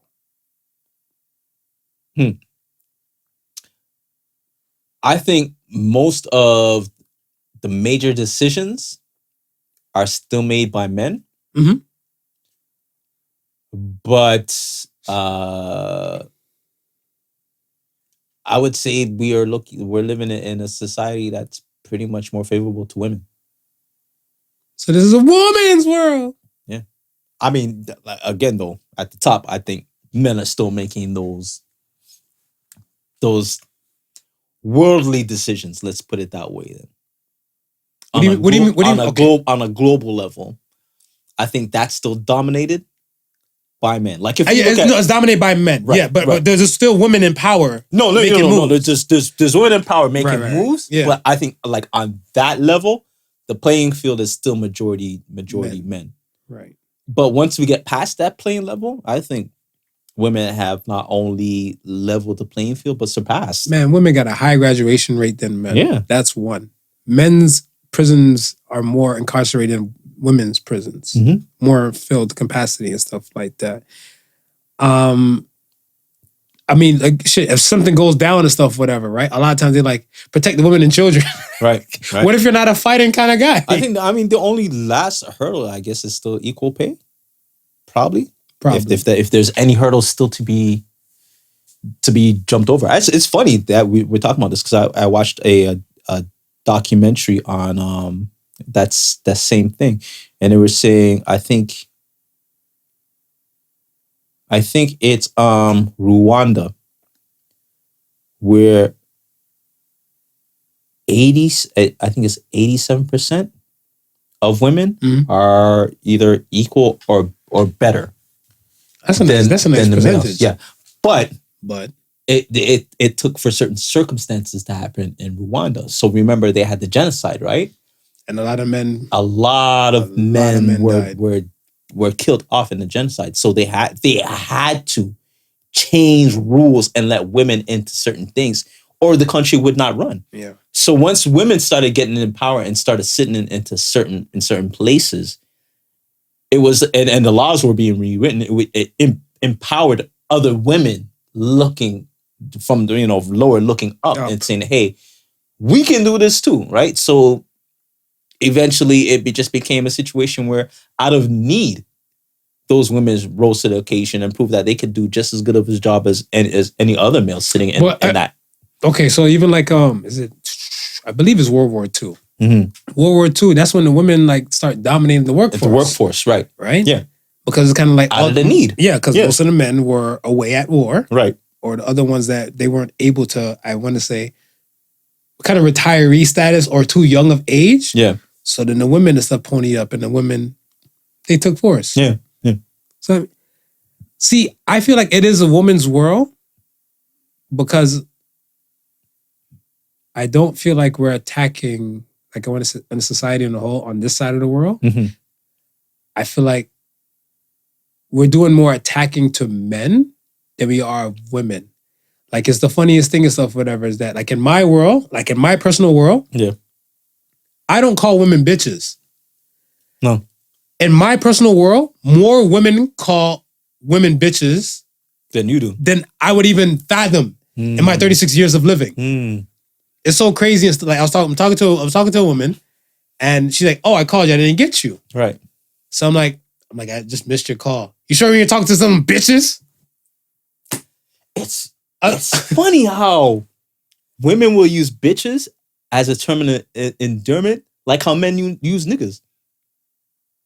That wasn't term of endearment, though. No, but I'm saying in certain yeah. situations, like there's some situations like, I'm a boss ass bitch. Yeah, we look some like bad bitches. You know what I mean? We some bad. You know what I mean? It's funny how like, but at the same time, we still won't address them as we'll throw around the nigga word. Yeah, we'll have no problem with addressing our boys. I mean, there's still dudes and stuff out here probably still calling women bitches in 2021 going to 2022. Right. Yeah. But we feel like even those ones and stuff are kind of archaic and stuff, whatever. And we I guess we give them that scrutiny eye. Yeah. Like, you know, if you don't tighten up, you're gonna get removed. Right. Yeah. Because this is not what the way of the world is. It's kind of like a person saying, we've now deemed that this is wrong. Right. So now we're on the process of doing better, and you don't want to do better. So you're going to get the scrutiny eye, and we're going to let you know and stuff. We're not fucking with you and stuff, whatever, right? Yeah. Like, because when I hear a lot of these things, like, I think just the bitches, but like Paula Dean said the thing and stuff about like the whole nigga was like a common term and stuff, and her, how she grew up. Right. Okay, but we deem that that's not right no more. Yes. So you still use it. If you still use it, that means we're giving you the scrutiny eye, and we're not going to fuck with you like that. Right. So it's the same thing. Like when I was looking at the woman and stuff, I'm like, you're someone's daughter, just like you're someone's daughter. Yeah. Like, yeah. Why they got to be female dogs? Yeah. I was like, no, I wasn't talking to no bitches. I was jerking off. No, but I wasn't jerking off. But it just pissed me off. And I was like, I feel like a lot of times we've gotten blamed. I'm not saying men don't do shit. Right. But I feel like a lot of times certain things, they were said from other groups or people or anything like, I don't know, women, children, or another collective. Yeah. And it just portrayed that we said it. Like, what's the way to a man's heart? Your stomach. You believe that? No, not really. But how's the quickest way to a woman to get to your heart? A couple blowjobs. Do your dick. Yeah. Me too. Yeah. You can ask a woman. Right. She just ate. She just ate. Yeah. Oh, are you full? Are you hungry? She's like, I can snack on something. The way to a woman's heart is through her stomach. It's a woman that said that, but just casted it onto men. Right. Because I'm looking like, I know guys out here literally would take pussy over food any day. Any day of the week. Any day. Yeah. When they're like, I'll eat her pussy. I don't have to eat food. And I was like, no, you need sustenance, my guy. But they don't care. Yeah. And that's what I'm saying. Like, a lot of things we just get shafted on. Things get thrown on us. Right. And I'm looking like, yo, we need to just make sure we're looking out for everybody. Mm-hmm. We can't just look out for one particular group. And when they ascend and stuff, we just forget everybody else. That's the thing and stuff I want to be mindful of stuff and conscious about. So my next question to you. Okay. Now, you tell me. I'm telling you. Could men and women survive without each other? Oh. We had some Kevin Samuels realms right here. I don't think we could survive without each other, but I think men would last longer. Talk about it. Go ahead. We're rolling in the car. We're rolling the Podical whip. You driving. Tell me, where are we going with this? Well, you know what? Maybe we can just survive without women. I mean, if we build a bear, build a girl. Advanced genetics. Mm-hmm. Oh, wait. Where technology is right now, Yeah. I agree with you. Yeah. Here, the reason why I say this is because when it comes, let's think about sex. I am the king of pervert. Okay. Before we get there, because let me finish my thought. Okay. Finish. I was saying, men. I say eventually we can't live with without each other, but men would last longer. But at some point we'd have to reproduce, right? But that's when I thought about, no, we're at the point now in Test tube babies. Yeah, we don't really need a woman to do all of that now, do we? Women don't need men to do that. Women don't need men, right? But there's a lot of things that's still in place in society that women don't do that need men for. Such as? I mean, anyone got how much women you know taking out the garbage and taking care of infrastructure and all of that sort of stuff. I've never seen a woman garbage. I think I've seen I just fucked up my I've seen less than 5. But it fucked up my statement because I said I've never seen a garbage woman before. But I was like, no, I've never seen that. You've never seen? I think I've seen it maybe. I know the number's less than 5. I've seen, but it's been less. In your lifetime, in my lifetime, yeah. Yeah, that's interesting. I've never witnessed that. I never witnessed that. I've witnessed women in construction. Yeah. Women engineers. Mm-hmm. Because they target towards the STEM stuff, right? Right. The science, technology, engineering, and mathematics and stuff like that. I feel like those realms are more majority men dominated. I think the medical aspect and stuff, whatever, if we include the nurses, because nurses are diverse. Right. You have nurses doing patient care, you have nurses doing telehealth stuff, you have nurses doing so many things. And I feel like a good portion of the nurses and stuff that are still women dominated. Right. So I feel like on that side, yes. I feel like women are doing well and stuff on that realm and stuff whatever. But infrastructure stuff, we need each other. I feel like we need each other. Yeah. Yeah.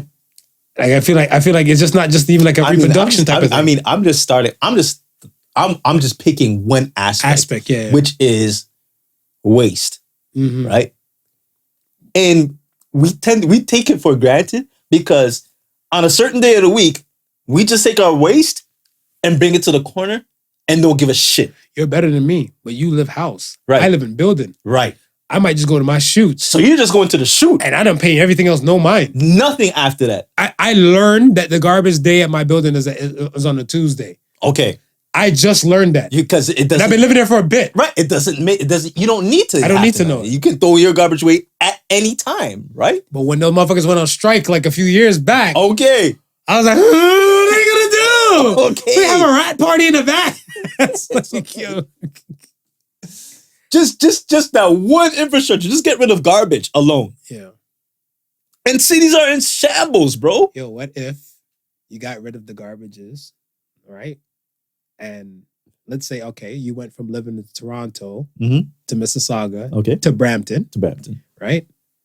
What if they just removed all the garbage men, but the 5 that you see are the ones control and responsible for Toronto, Mississauga, and Brampton? Wow. How often do you think garbage will get picked up? Yeah, right. You know what's bad? You're going to be making structures with your garbage. I was saying, what's bad? I just added an addition to my house. That's funny. Ugh. Oh, that's rough. That's shaking it rough. Yo, folks. Yes. Yeah. Okay. Let's get to the question of the week. Don't forget, International Men's Day is November 19th, this Friday. If you're getting this podcast after, you can always check for the following year, 2022, when it falls on. Do something kind for us, men. Do something kind. Yeah. Just acknowledge us. Acknowledge. Let us know you see us and you feel our pain. Starts with acknowledgement, man. That's it. Tell us our mustaches are growing in full for the month. Coming in woolly mammoth style. Right. That's all. Let's go to the question of the week. Question of the week. Question of the week. Is there a sad day ahead that you can't do nothing about, but just prepare for it.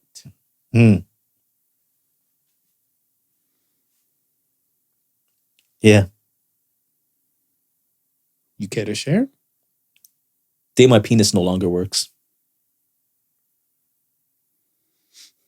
It's a sad day. That's a sad day, man. And we talk about International Men's Day. It's a hurtful moment. That's a hurtful moment. It just made me cry. It's a hurtful moment. I'm in tears. I'm in I shambles. still don't know how I prepare for that. I don't know. I think I might just get like popsicle sticks and just kind of wrap it around just to make sure, give it the fake standard attention to look. Yeah. So if I go to pee, be like, just grab popsicle sticks from each side, like, and get the stream done. Just give it a shake. Can't shake it the same way no more. Or hey, wait. Maybe virtual reality will be at that point where we can still imagine it and be just as good. Fuck you. No. No? Okay. Kick rocks. Well, it's a sad day. It's a sad day. What you got? For me, my sad day is the passing of my mother. Yes. And let me pause you right there, because that would have been my sad day. But your mom is already passed. Rest her soul. So and when you originally brought me the question, I thought of that because prior to it happening, I prepared myself for it. I knew it was going. I knew eventually it would happen, and then I would just have to prepare myself. For it, because they say in times of peace, the parents bury their children. Right. Sorry. The children bury their parents. In times of war and strife, the parents bury their children. Right. And we're not in war where we live in this part of the world. We're not that bad. Right. And we're fortunate and blessed. But I look at it as like, yeah, the older I get, I've noticed and stuff that some of my good friends, a family member is missing, a parental figure is missing. Right. They've already done passed. Yeah. And I was like, I'm not even 40 yet. No. I'm not even 40 yet, whatever. And some of my friends and stuff, my friends who are not even under the age of 40 and stuff, whatever, right? Yeah. Lost parents and stuff and everything. And in my head, I had it before, like maybe when I was younger, that saying like, oh, by the time I'm like 50 odd something and stuff like that, I guess I have to make sure arrangements is made for my mom and stuff, for my father and everything like that, for like them passing, because by that time I'm 50, they're gonna be past retirement stage and stuff like that. And I remember it was an OG. He's like, yeah, basically when you retire and stuff, whatever, if you're not doing shit, you're basically just waiting to die. Yeah. He's like, if you make the best out of your retirement and stuff, like retirement is great, but if not, you're just waiting to basically die. Well, you're either gonna be waiting or having fun until you gig it. Well, I think if you're having fun, you're not waiting. Yeah. But that's what I'm saying. You're either gonna wait or you're gonna have fun. Either way, you're gonna get to that point. You're gonna get to it. So it's what you choose to get. Exactly. To get and I look at that stuff, I was like, you know what? Like, not even to put my mom's business out there, but like, I want to say her health is not the best, but then that comes with years. Yeah. That comes with years and stuff like that. And she's a woman that's like, 50 plus. No, before either of my parents passed, it was health related. Right. I mean, so once you start getting up there in age, these things, health is more of a detriment than anything else. Yes. Right? It's like that is what is. It's not a broken heart more time. It's not I'm ready to kick out more time. No, it's usually your health that leads you down that path. Mm-hmm. Yeah. So I think that's the day, and I think the only thing I can probably do to prepare for myself, right, is just look at this stuff and just know for a fact that until that day comes, I make the best of the days. Right. The reason why I say this and stuff, whatever, is like you might fuck with your all right. You and I, we interact often for the show purpose and stuff like that, whatever, right? And then minus the show, we interacted quite often. Yeah. Quite often and stuff, right?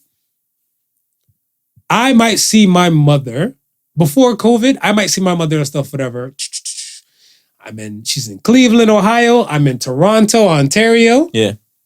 Within a year, 4 times. So let's say if we're just using that by the selective and stuff, whatever, right? And then let's say my mother she lives for another 10 years. Right. That's only 40 more times I might be able to see my mom. Right. 40 more times. Mm-hmm. And so like when you're doing the math and stuff, and I'm looking like, shit, you gotta make use of these 40 more times and stuff, whatever, right? Or make that 40 math or that number go up a little bit higher. Right. Right? And I feel like a lot of people, we just kind of undermine because it's kind of like, I don't want to say it, but I guess, lack of better words and stuff like that, you take the person for granted. Yeah. It's like, you're like, oh, I know I'm going to see Mars big-headed ass and stuff like that on the Sunday. Regardless if I don't hear from him, I know I'm going to see him or hear from him on the Sunday. Yeah. And everything like that. Or, touch wood, I probably got hit by a car on the Friday. Right? So we probably recorded the Sunday, I died the Friday, and then now nothing on the Sunday and stuff, whatever, right? Right. And I feel like we take a lot of people and stuff in our close proximity so much for granted. And I feel like we need to really start appreciating the people. Yeah. So that's like, I have no qualms and no harms in giving people like close by the roses and stuff that they need to let them know I appreciate you, because not saying I don't know how long I might have with you and stuff like that, but I'm grateful for the time that I spend with you. The time that you do have, right? It's like, one of the things that I'll always think about is that tomorrow is never promised. Facts. You know what I mean? Like I can't tell you what's gonna happen 5 minutes from now. We're living on borrowed time, and that's exactly how we gotta treat it, right? It's like, I think me and the wife were talking about this earlier, saying like, you're young and you feel like you have all the time in the world, right? And then you get to be about my age and you're like, shit, where did all the time go? Like, you know what I mean? Like, how did I reach here so quickly? And by the time I blink again, I'm gonna be like, yo, I'm close to checking out. Okay, is my daughter good? Is my son good? Are they, you know what I mean? Are their family straight? Am I gonna leave enough back for them to be able to continue on and do the things that they need to do, that I'm not severely missed when I'm gone? Yo, time waits for nobody. It waits for nobody. Nobody. I heard a guy an OG told me this one day at work. It was it was like a reality check in a way. He said something to me pertaining to like, I guess like work and like school. Right. He's like, how's those things going? I'm like, it's going good. He's like, stick to it, man. Make something out of yourself. Don't get trapped up with this money thing and stuff, whatever. Yeah. And I'm like, he said he was 18. No, he was 19, 20. Yeah. Because at 18, he went to university and he didn't find his calling or proper things that he could lock on to. Right. And then he got the job there like 19, 20. And he's like, that's a payoff towards some of his debt. And he said, next thing you know, he's been there for like 37 years. Yeah. And I was like, wait a fucking minute. You've been here longer than I've been alive? And he's like, yeah. And he told me like how old you. I was like, oh shit. Yeah. Time is a luxury. It is a luxury, bro. It is a luxury. Yes. And it's just like what he's saying. He's like, he like 37 years. He's probably thinking to himself what he could have done with half of those years. He could have went to school for something else within 4. Within 4. Within 4. Right? Oh, even like those trade schools. They only do like a year or 2 program and stuff like that. Yeah. So yeah, man. Time, man. Make the best of it, folks. Make the best of it. Make the best of it. Let's get to the Axis Sons. They're asking us this week. They're asking us. First question comes from Angry Sloth. Wow. Not Sleepy Sloth. Angry. I'm going to run away from you before you get to me. No, you can walk away if they're a sloth. Yeah, you're right. They move kind of slow. You're right. What's the best sex scene in a non-pornography movie? Ooh. I got Rock and Roller. You got Rock and Roller? Guy Ritchie, Rock and Roller. The time when is it Daddy Newton and so this is Sparta. Gerald Butler.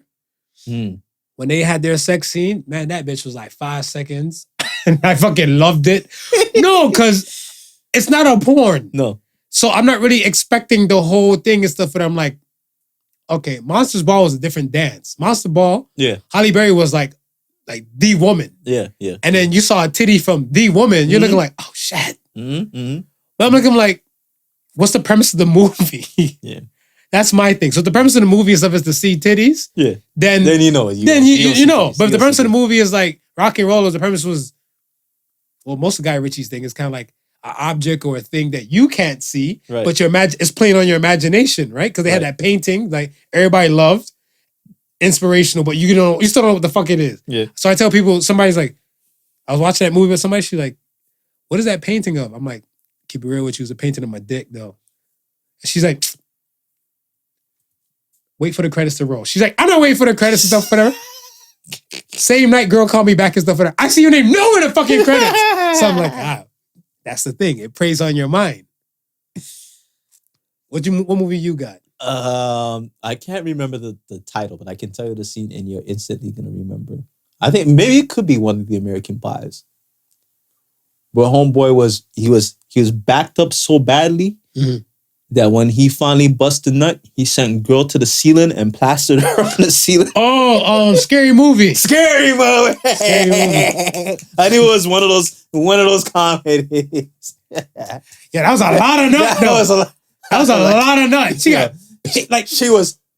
She looked like. Think about gravity. Let's think about gravity. Gravity's coming downwards. Yeah. And he had that much to push and go and defy the laws of gravity and pin her to the ceiling. And plaster her to the ceiling. I died. Yeah. I died. Yeah. That was something to take. I was like, bro, that you was needed something that. to take in. You needed that. Next question comes from I Don't Like Coffee. Hell of a name. I drink tea. What do you hate? What do you hate the most about being an adult? Bills. Bills? Yeah, bills. Now, I like your thing earlier. Realizing how much time everything takes. Yeah. Because you take everything for granted and stuff like that, whatever. And then like when you get into like a regimen or a routine, you realize like, fuck, the day is just gone. Like you're supposed to sleep for 8. Right. You're supposed to work for 8. Right. And then you include like your commute to and fro, depending on how far you might be from set place. Yeah. Kids, say if you had to pick them up or prep dinner or cook food or prep some things and stuff in between to repeat this process again. Yeah. Like this is why I'm saying like the ambition thing, it sucks that you can't teach people the ambition thing where this is my thinking hands. Mm-hmm. I know this. This is my thinking hands. Something profound is about to happen. Something profound is about to happen. I feel like you can't teach people these things, but they need to know for a fact that if you don't enjoy the life you're living, use whatever free time you have or you find to create the life you want to live. Right. So if you don't like how your regular day to 9 to 5 or whatever is going, I'm sorry. And that extra free time, you got to use that thing because that's the only way I can explain to you why, like everybody else might have, or other people I know might have an 8-hour day. Yeah. When then I have a day that might turn over into like podcast research and other things and business connects, website shit. You know what I'm saying? Yeah. Links and research and all this type of stuff. Like it just kind of, I'm using whatever free time because eventually I won't be always doing this. I won't have the body to do this. I won't have the endurance to do this. So let me create a life for myself where I don't have to, or I can have more free time. I heard this one dude say the 47 rule. What's that?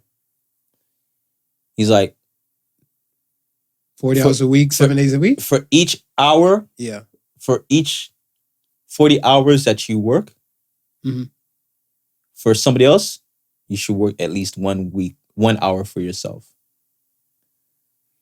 Say that again. So you're working. Yeah. Okay. So for each hour. So it's, or is it with the 40 and I guess what's 7 times 7's 49? No. 7 times 7? 40. At least 1 hour. So I guess what he was trying to say was every 8 hours that you work a day, you should work at least 1 hour for yourself. So at the end of the week, it would be 40 hours worth of work, right? And that would give you, I guess, 5 hours for yourself. Yeah. So maybe it's just 40, and then 5. Gotcha. No, I dig that. He said, But some people- at the very least, you should be working 1 hour for yourself. But some people don't. And that's the why they can never get ahead. This is the ambition aspect and stuff Right. there, because I think when you're ambitious and stuff, you're looking like, fuck. Like, even if let's say you do love your job, Yeah. right? You love your job, but do you see yourself doing your job like this forever? Right. Right? And if the answer is no, take an hour from that, fuck everybody, or I'm gonna do me and try and build something within that. And it just takes a day. Yeah. Like, I never forget when they had that penny challenge thing about like saving money for the year. Right. I think they were saying like it was a penny thing, and then I think it turned to $1. Like, they said each day deposit $1 into their account. Right. And see, like, at the end of the year, you should have a substantial amount of money and stuff like that, whatever. Now, 365, 365 would be for the first year. Right. But you continue on and stuff like that, right? Right. And you don't touch that money. Right. That's gonna double. Yeah. That's gonna quadruple. Yeah. But the thing is stuff is that people are looking at it like, I gotta give up $1. It has to start somewhere. Mhm. So I kind of dig the concept. I gotta find out who said that. Yeah, it's funny. He was dropping a whole bunch. I think it was like 10 things that he had. Who was that? Oh man. Was his name Marv? No, it wasn't Marv. Fuck you. It wasn't Marv. It wasn't I'm like, why you kiss your teeth like that? You're like, Marv. wasn't Marv. Like, are you kidding me? This He drops one every week. Like, I don't like how he treating me. The Seinfeld thing. It This. wasn't Marv. It wasn't Marv with this one. You dropped the gems. You dropped the gems. I mean, oh, by the way, do remember, So Sister Sons has got his own IG page now. Keeping it moving. Yes. All right. And just all that motivation without the bullshit. It's out the bullshit. There. And then again, you pointed to my side for the bullshit. So like, I don't know. YouTube, I hope y'all seeing this. He's like, I was signaling. Bullshit. I was signaling. Bullshit. YouTube. All right. Out the bullshit. Mean.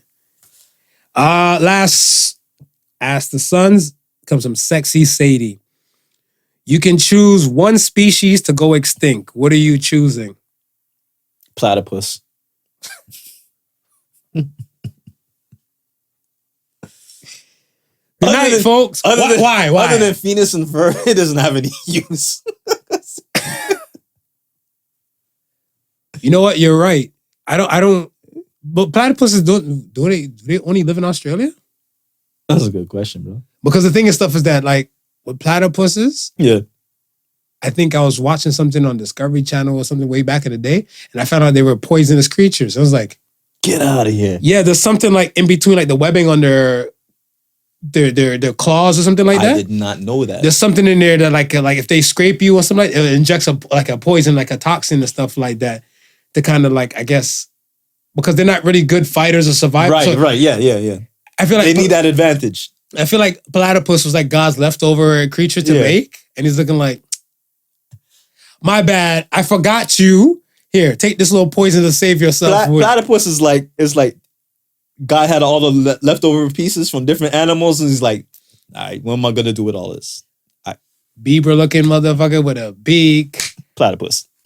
And like hands of a duck. That's what I'm saying, man. Just all the leftover pieces. Just one big gumbo. Come up with a platypus.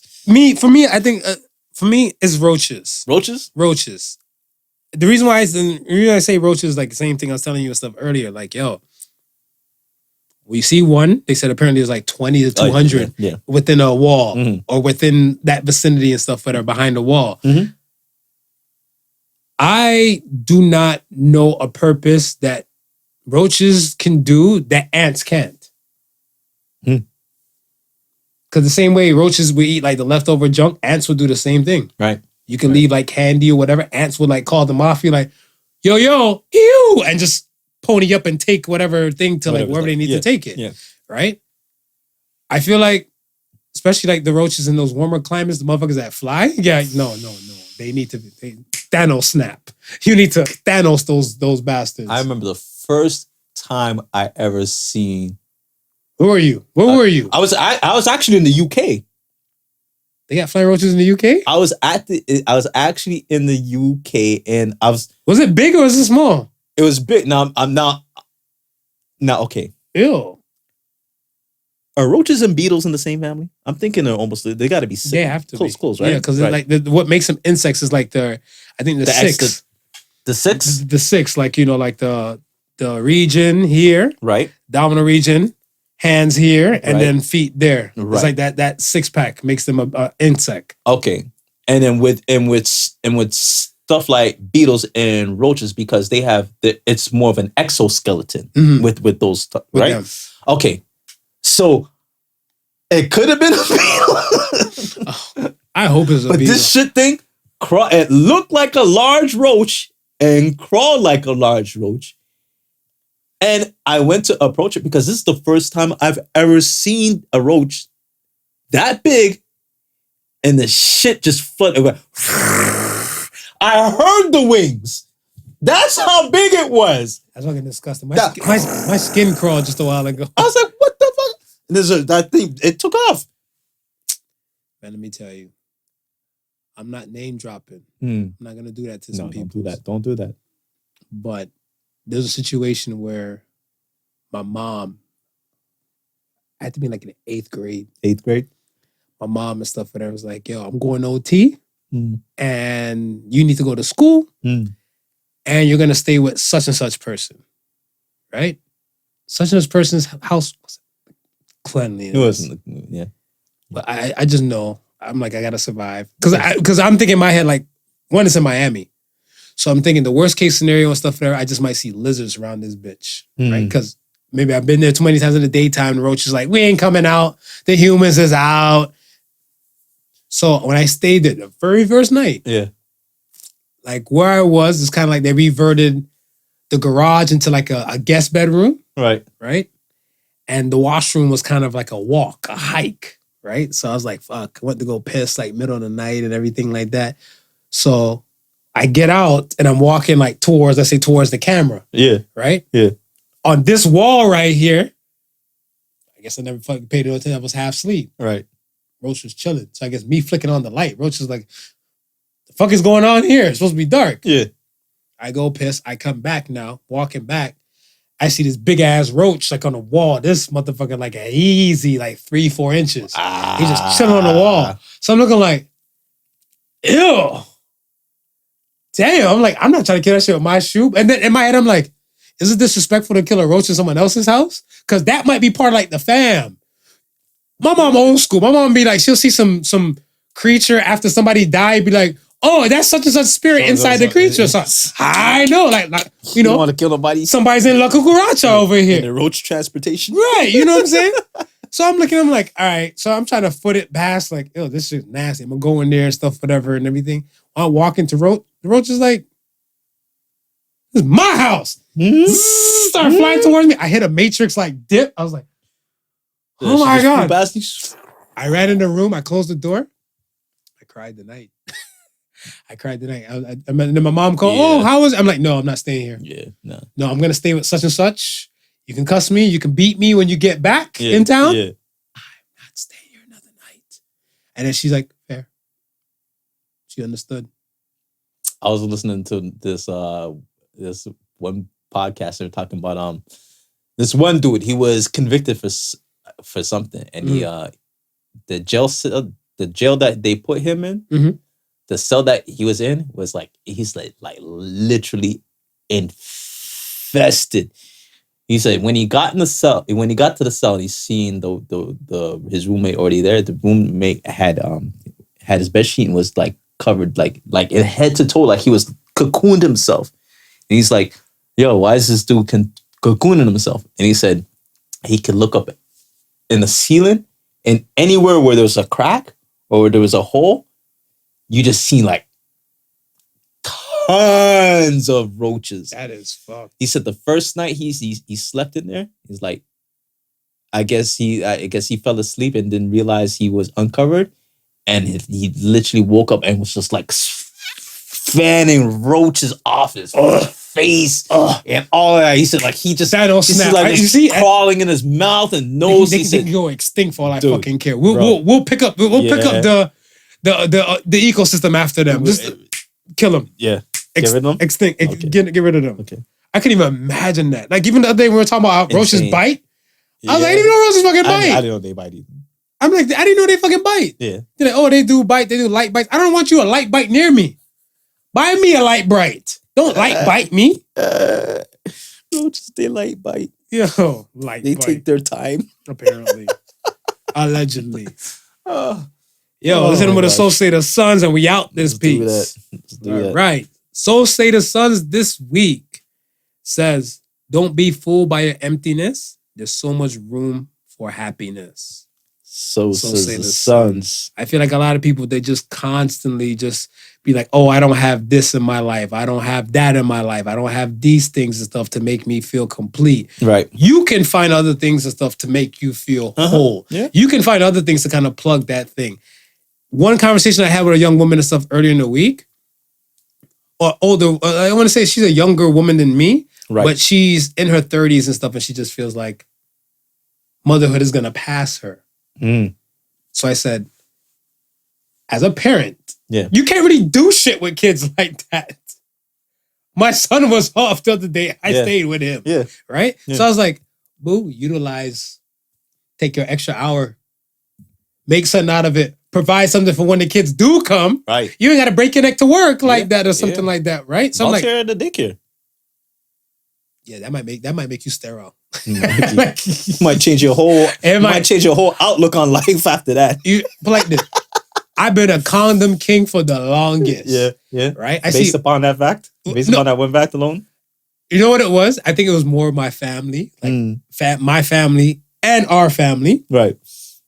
Like from both sides, as I'm looking at stuff like, damn, you can't do shit, huh? I was like, and then you're like, come on! I see him yell at the kids and stuff, whatever. I see a kid doing bad shit. I see him look stressed out. I'm like, Trojan man, take my money, man. You realize we didn't have grandparents like white people?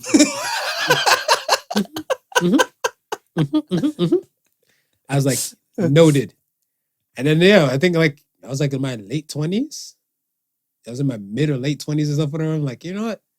I can shoot a club up now because I established myself enough to say like, all right. Yeah. And so this is the same thing. Like sometimes I look at my son and like he'll do some bad shit. I look at it stuff like, I heard my mom saying this stuff. And my mom looked at me one day. She's like, you don't know any better? Then again, I fuck for you to be here. And it's too true. I'm like, yeah, I fuck for him to be here.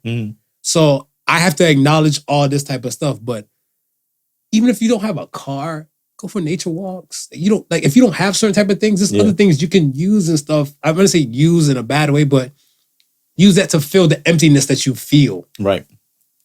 Right? So that's it. That's all I got. A lot of people, listen, man.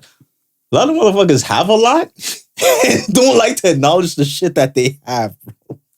That's called depression. That's called depression. I'm like, yo, why you behaving like this? Like, yo, you're not doing bad at all. Yeah, no. Like, you're actually in a good position compared to most. I feel like for me, I think my low moment, a possible low moment and stuff, whatever, which I strive and work hard for, that doesn't happen, is that like I'm giving like blowjobs or hand jobs for like to pay my bills. Yeah. And if you reach that point, it's rough, man. It's rough. Don't make direct contact with me, man.